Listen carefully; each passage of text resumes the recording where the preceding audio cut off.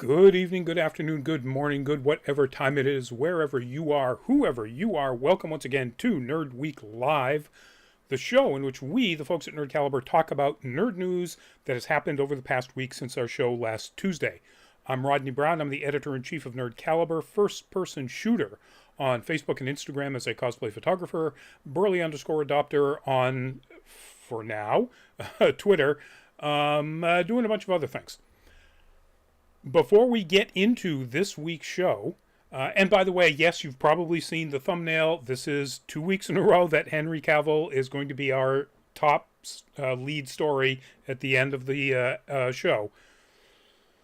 It's a busy dude, I guess. A lot of things happening with his life, and hey, good for him. But before we get into our topics, first promo of the night is about our Twitch channel. We are streaming this live. If you're watching it on various platforms, you're on either Facebook Live, YouTube, or Twitch. And we are trying to build our following on Twitch to be like the other two, where we're pretty deep as far as followers go. That URL on your screen right there is where you can find us if you have a Twitch account, twitch.tv/nerdcaliber. And we'd love to have you follow us there. So please consider it. Having said that, let's get into, well, you know what? I didn't bring up a picture for this. I'm going to do one follow-up from last week. And I didn't bring up a picture because I don't want to put a picture up of this anymore. But if you saw the piece we did last week, or you've been paying attention to this, the voice actress for Bayonetta in the first two games, Helena Taylor, has basically revealed herself to be a alt-right jerk. In addition to lying about the deal that was offered to her for being the voice actress for Bayonetta 3, which she is not, because she turned down the deal that was offered to her, that she lied about, she has gone on to encourage people to boycott the game and take the money that they would have spent on the game and give it to various charities. And she has a whole list of charities, most of which, it's like, all right, that's cool. And one of it, which is one of the worst anti-abortion, charity isn't the word I want to use, a nonprofit in the United States. So, and then more things about her tweets, her past, things that she has retweeted and so on, being, anti-trans, homophobic. I'm glad she is not the voice actress in Bayonetta 3. I wish, pardon me, that they had not cast her initially, and now that we know what she's like. So, yeah. That's just a follow-up. In case you hadn't seen that, folks, she's lying to people, and she tried to scam them into donating stuff that they would otherwise spent on what is at least a decent game from all the reviews I've seen, to, her favorite alt-right nonprofits. So moving on to an actual topic and not a follow-up. This is, of course, Beck Bassinger as Stargirl in the CW series Stargirl. And the news is, kind of not a big surprise. Stargirl is being canceled, ending at the end of season 3, which happens to be the current season. So early December, I think this is December 7th, that's it. That's the last Stargirl on CW. Joining. The Flash, of course, Riverdale and Nancy Drew. And there are other articles that I've seen basically in talking about the fact that CW has also, CW's new parent, Nexstar Media, which was part of what happened when Discovery bought Warner Brothers. They didn't want CW as part of that deal, so they found a buyer for it. Nexstar Media, which owns a bunch of syndication-level television stations all around the country, is the one that picked it up. And they just announced today, in addition to this cancellation, which they announced a couple of days ago, that they're laying off a few dozen people, probably, according to the sources that I've seen in the articles I've seen, 30 to 40 people. which means, again, according to one article I've read, that the future of the Supernatural spin-off, the Winchesters, and the Walker Texas Ranger reboot spin-off, Walker, I can't remember what it's called, is up in the air. I'm guessing that they probably will not be renewed. Going into why and how, it's the CW's relationship with Warner Brothers and CBS Television, which was sort of like the major producer behind most of their stuff, was a really weird financial relationship, and an awful lot of CW shows that never would have made it on any other network based on advertising revenue coming in or, you know, eyeballs on the show. Just, they had a different bar. And now that there is a different parent company that doesn't have that development relationship, that bar is put up to, I guess, normal television standards. And a lot of stuff isn't going to make it, including, you know, Stargirl, which is too bad because, one, Beck Bassinger did a great job. Joel McHale as Starman was fantastic. And the series had Luke Wilson in a television series on the CW. But it's just like almost anything, I think, on the CW, it's just not going to draw enough eyeballs. I don't anticipate much surviving of the DC content, or any content, frankly, that's currently on the CW. So, yeah, goodbye and so long. Speaking of DC television stuff, so we mentioned quite a while ago that there is in development at HBO Max a Green Lantern live-action series. We even talked about how they had actually cast the two leads.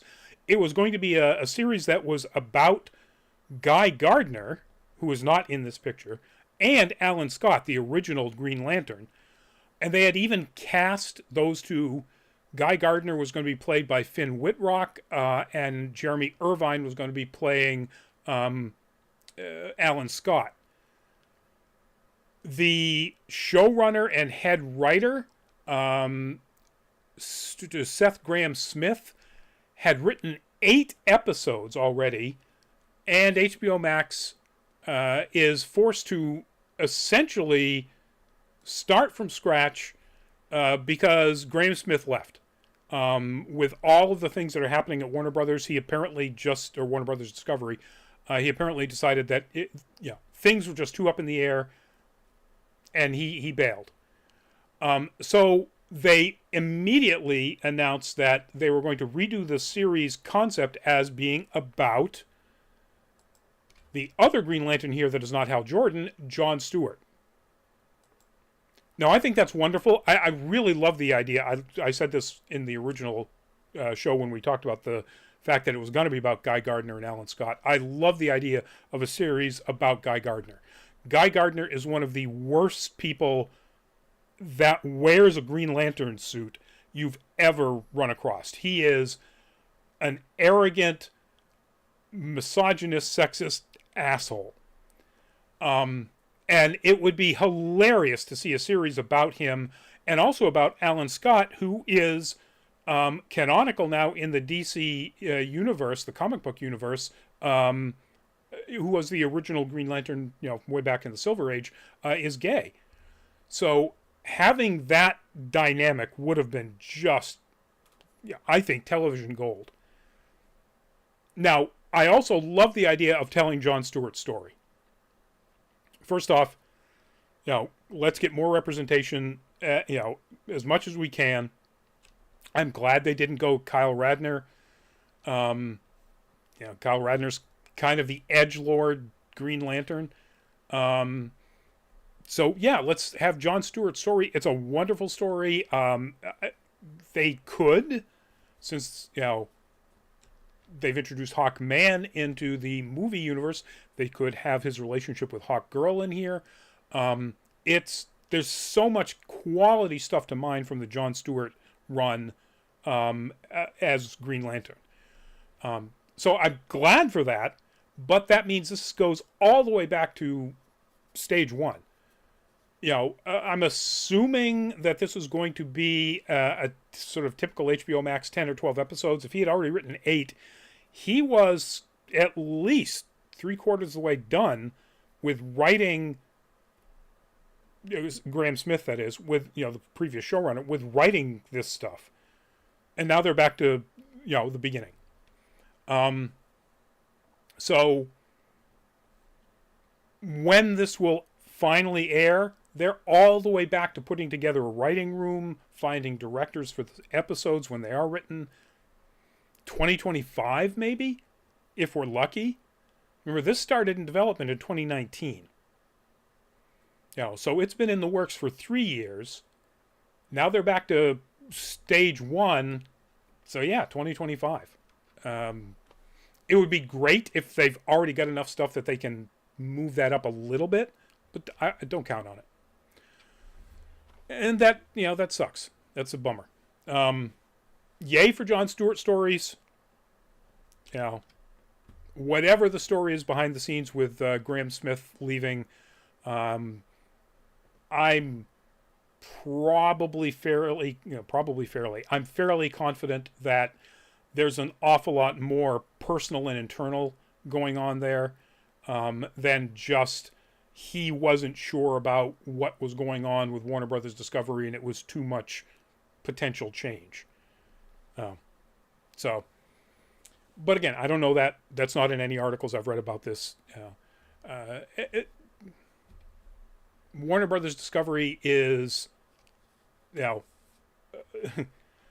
batting 100, if that. They got, as we talked about last week, Henry Cavill back as Superman. Okay, excellent. That's a win. Henry Cavill as Superman. I don't think he's done any movies as Superman that I would consider particularly a win. I think his best one was Man of Steel. But I like him as Superman a lot. Maybe this will give him a really good movie to be in. So that's their one win. And, then so many losses. Particularly when related to DC content. Anyway. 8 episodes. It's not Batgirl. It's not like they were almost done filming it. The Batgirl movie, and then they just canned it for tax purposes. In this case, they are apparently still going forward with it. They're just back at square one. All right, so that's it for the Warner Brothers stuff. Time to move on to some Marvel stuff. This is, of course, Paul Bettany as the Vision in the wonderful Halloween episode of WandaVision, where he's dressed up as the comic book accurate Vision. And it's so meta, it's just fantastic. The rumor, I won't call it news because it hasn't been confirmed by anybody who needs to be able to confirm it, is that Paul Bettany will be coming back to a Vision series on Disney Plus,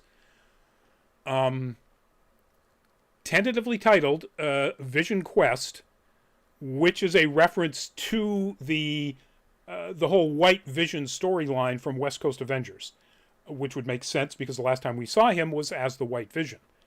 Well, that's not true. The last time we saw him was as the Construct Vision from WandaVision or Wanda's mind, in which he looked like the regular Vision. But we also saw the White Vision in that same final episode.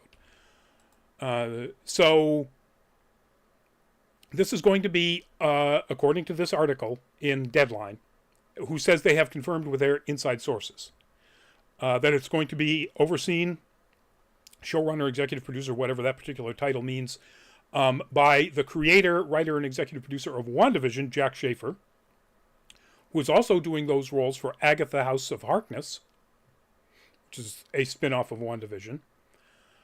Of course, Marvel Studios and Paul Bettany didn't say anything to confirm or deny.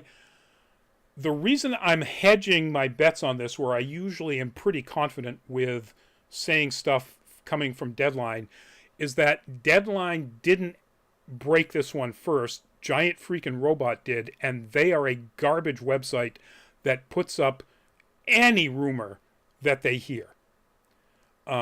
So their track record is maybe 2 out of 10 they get right, but most of them are wrong. And this may be one that they got right, but maybe Deadline sources are just parroting what Giant Freaking Robot said. So I'm iffy on this one. I would love it to be true. I absolutely love it to be true. I think Paul Bettany is fantastic in everything, but I particularly love him as the Vision. I think the White Vision storyline is so incredibly potentially deep. Doing it at roughly at the same time as they're going to be doing the Wonder Man series. Wonder Man, also a member of the West Coast Avengers. There's some potential synergy there. Now, as they like to say in, the Hollywood land. Potential for crossover and people appearing in each other's show and so on. And I think that would be wonderful. Again, no indication that that's going to happen one way or the other. And they could take the White Vision storyline completely differently. The last time we saw him was in New Jersey.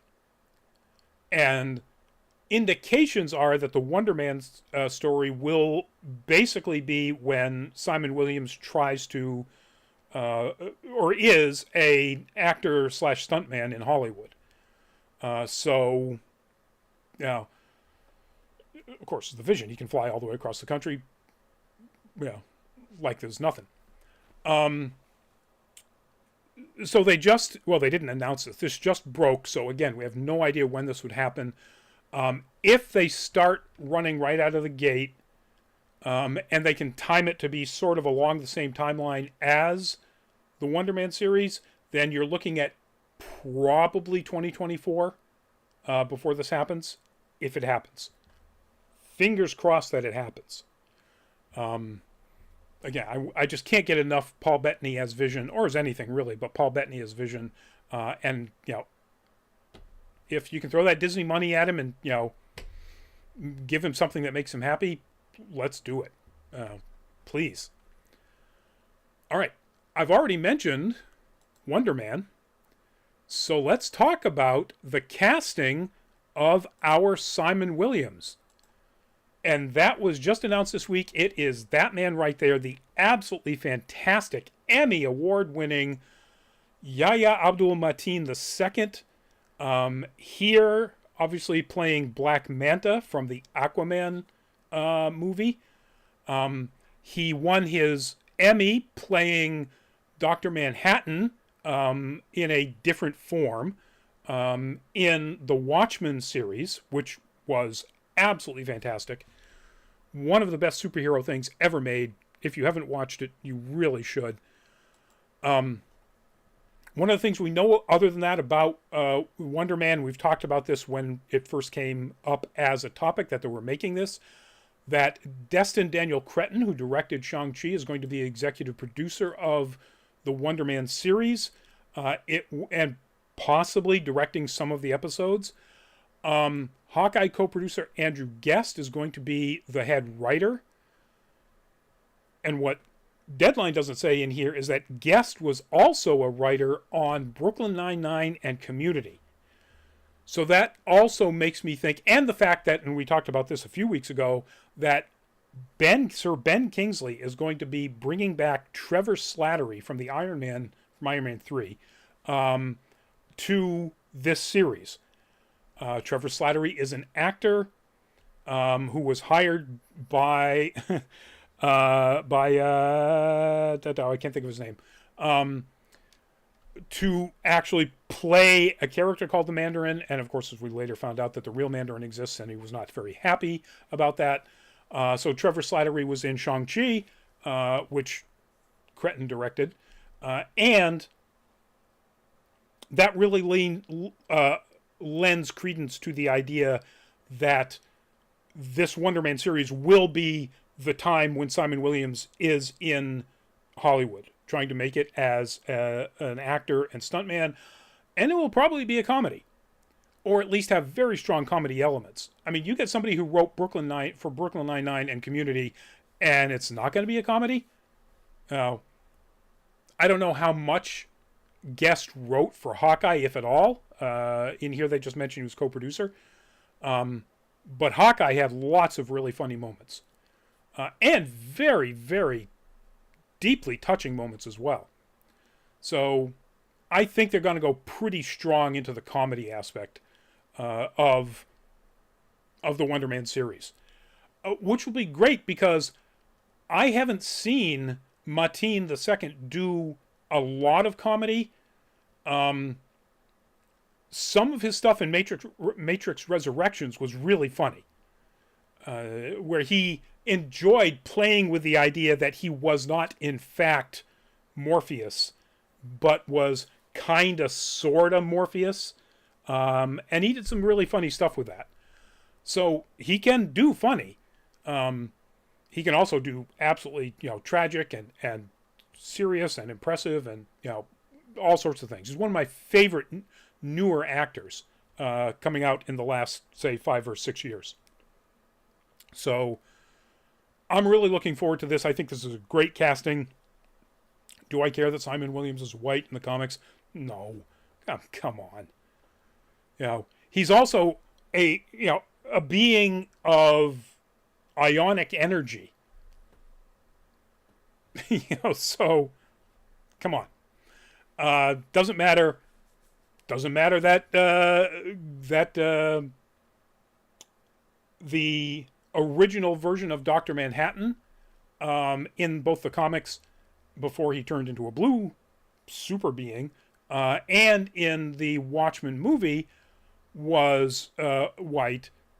When Mateen II took over that role in the Watchmen series, he absolutely, he won an Emmy for it.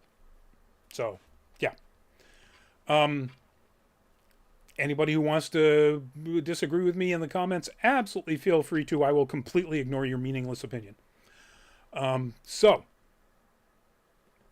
such a great get. I am so looking forward to this. I hope that it lands maybe end of 2023, but realistically, it's going to be 2024 before we get to see this. And again, if there is a chance for that cross pollination with a Vision Quest series, assuming it actually happens, bring it on. Give me more of that. I keep thinking what keeps coming into focus where my thumb bumps on it in the background there. Anyway, it's like an open book or something. Anyway, so yeah, Wonder Man series has its Wonder Man. It's Simon Williams, and it's a great actor. All right, moving on to 2 Witcher stories. One of 2 Witcher stories. The first is, that right there is Geralt of Rivia. And you may not be familiar with that Geralt of Rivia because this is what he looked like in the very first The Witcher game. All the way back in 2007. And the news is that CD Projekt Red has clarified one of its previous statements about some of the new projects that it's doing, in that one of them is a complete redevelopment of The Witcher 1, that's what they call it now, the original The Witcher game, in Unreal Engine 5, which is what they're doing using for the new upcoming Witcher Trilogy, which will be all new stories, or one would assume.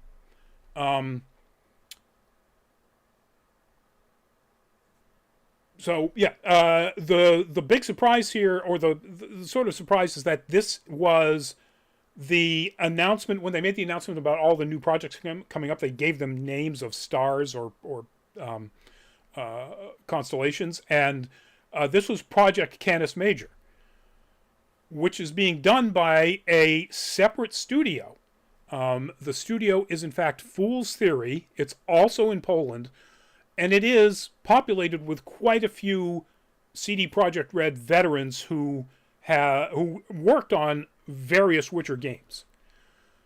So I'm very excited about this. I really would love to see this done with both Witcher 1 and Witcher 2. And that may happen. I think it might depend on whether or not Witcher 1 is a success. When this will happen, again, they just announced the Canis Major thing a few weeks ago, and now they're announcing that Canis Major is this remake of Witcher 1 in Unreal Engine 5. Now, Unreal Engine 5 has a ton of plugins and add-on pieces of software developed alongside and with it that use it, that makes world building and, using it as the physics engine to create the game faster than certainly when CD Projekt Red developed its own engine for The Witcher 3. But we also know what problems can arise with Unreal Engine 5. So let's hope that this speeds things up. But realistically, you're talking about years and years of development of something that was literally just announced. My guess is they're going to have to completely redo the combat system because people are going to be used to the combat system in Witcher 3, and The Witcher 1 isn't quite like that, and there are other things that may need to be redone, so I don't think this is just going to be a reskin. The indication is this is a remake in Unreal Engine 5. Not the indication. The statement is that it is a remake. So, yeah, nothing we're going to be able to play anytime soon. Best case scenario, I would say 2026. I can't imagine it's going to take them any less than 4 years to completely rebuild in a completely new engine to them. A game as complicated as Witcher 1. And, who knows, they may make it even more complicated to tie into the quality of Witcher 3. It would probably be kind of disappointing if they didn't. So, good news, great news. I am really, really looking forward to this. I guess I'm just, I don't want to wait 4 years or more. But I probably have to. And I will, of course, because CD Projekt Red, particularly with Cyberpunk 2077, we found out that they have a real problem with crunch. They overwork people, or they have in the past, and I don't want that to happen. I don't want that to happen to any game developer or anybody working in any creative industry, anime, whatever. Crunch is your boss is taking advantage of you. If there is a project that is very, very close and you can get it to actual proper playable release date by doing a little bit of crunch, that should be something that's available to the workers, but it should never be expected that they need to work sleeping under their desks for a couple of hours to get back up and work for another 22 hours for weeks at a time to get a game out. Put the game out when it's ready and it's playable. And I think CD Projekt Red found that out with Cyberpunk 2077. Fingers crossed. Again, that said, gimme. Gimme that game.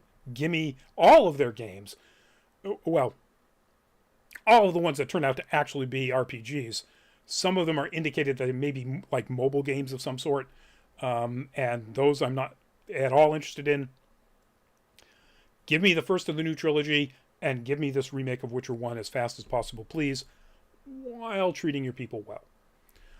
All right, moving on to our second piece of Witcher news, our last story for the night, our second week in a row of this dude. Henry Cavill has announced that he will end his run as Geralt of Rivia in the Netflix The Witcher series at the end of the currently being worked on season 3. And my apologies, my teaser for this, thumbnail for this on YouTube, and that was shared and on Facebook, said that Liam Hemsworth, who will be taking over for Cavill, will be doing it after season 4. He will be doing it after season 3 to start in season 4. So a couple of things. First, why is Cavill doing this? There's a lot of speculation out there. He hasn't said anything about why he's doing this. One of the speculations, or one of the pieces of speculation out there, is that this is part of the whole return as Superman, and it's some sort of Warner Brothers deal. No. No actor of Cavill's draw is going to sign an exclusive deal, and certainly not to Warner Brothers. So, yeah. Unless they were given a deal, and even then it's not an actor. James Gunn signed an exclusive deal to basically be the Kevin Feige of DC Studios. You know, a brand new, only DC content arm of Warner Brothers, reporting directly to Jackass Zaslav, the new, CEO of Warner Brothers Discovery. Yeah, in a case like that, when you're allowed to be the person in control of an entire content franchise, sure, you're going to sign an exclusive deal. An actor is not going to. Not going to happen. It would just put way too many restrictions on the actor's time. Cavill announced that he's going to be doing the next Guy Ritchie movie. So it's not in here because it's a World War II spy thriller movie, and it's not really up our alley. I was going to combine those two. Up our bailiwick. Yeah. So, he's obviously doing other projects at the same time, and will continue to do other projects for other studios and so on. So that is not the reason why he left. The one that I think makes the most sense is because he said this repeatedly over the last couple of years, is that he has been, he's saying it more politely, but he has been unhappy with the direction that the writers are taking the character of Geralt. And in particularly how little dialogue he's given. So we talked about The Witcher 1, and one of the things if you play The Witcher 1, and I haven't, but I've seen clips of this, they give Geralt in the Witcher 1 game an awful lot of the author's, I don't know if it's necessarily self-insert, but Geralt philosophizes a lot, talks about his opinions about good and evil and so on at length in the stories and the books, kind of to anybody who'll listen. And in the Witcher 1, in the Witcher game, there's a fair amount of that, and it's bad.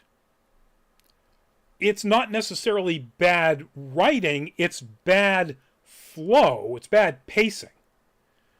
And it's just kind of, let's stop this interaction that makes sense between Geralt and some other character, and have Geralt just spout off some philosophy about good and evil and mankind's place in it. It is an absolute flow killer. So I can see why the writers of the Netflix series didn't necessarily want that, pardon me, but they have people saying kind of similar things, just not Geralt. And so I also really see why Cavill is kind of frustrated about that. He's an actor. He wants to act. And, occasionally, grimacing and dropping an F-bomb is not really tugging on your acting strings very hard. Once again, I love that portrayal, but I absolutely understand that if this is a reason why Cavill decided to leave, he left. Second thing, I would not want to be Liam Hemsworth for all the gold in the world. Cavill, for those fans of the series, is absolutely beloved as Geralt of Rivia. And stepping into that role would be like them recasting Superman in the DC, or the Warner Brothers DC universe. It would be the most thankless job I can imagine taking on.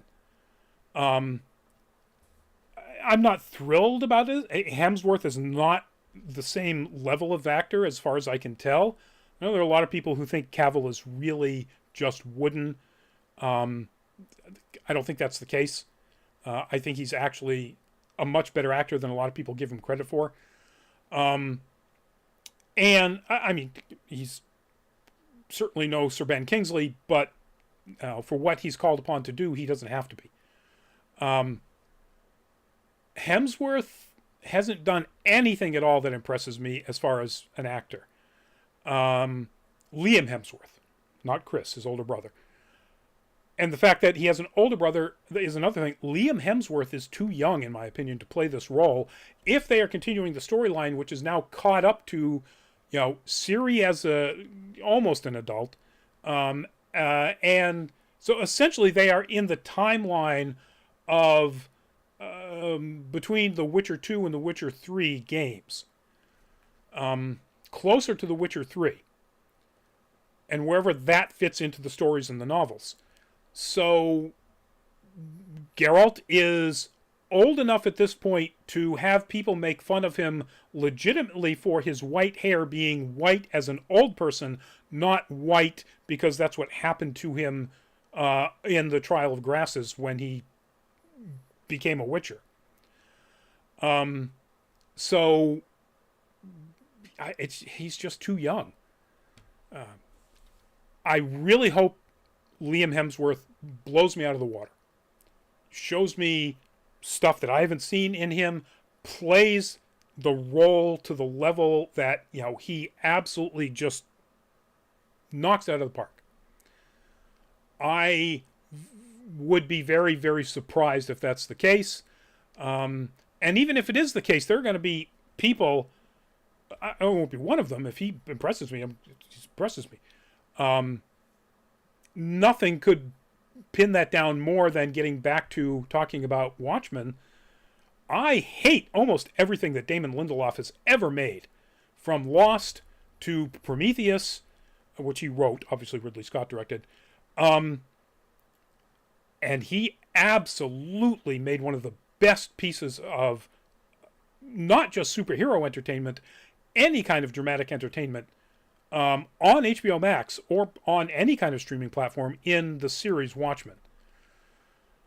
So if Liam Hemsworth, who I don't hate, I just don't think he's up to the task, proves me wrong, I'm going to be on his side. But there's going to be a lot of people who won't be, who just won't, they can't give up their Henry Cavill binky, and I kind of can't blame them. But, that's why I say it's going to be the most thankless job ever. Good luck, Liam Hemsworth. And I wish that whatever the reason is that caused Henry Cavill to leave, I wish it hadn't happened, but it did, and that's where we are.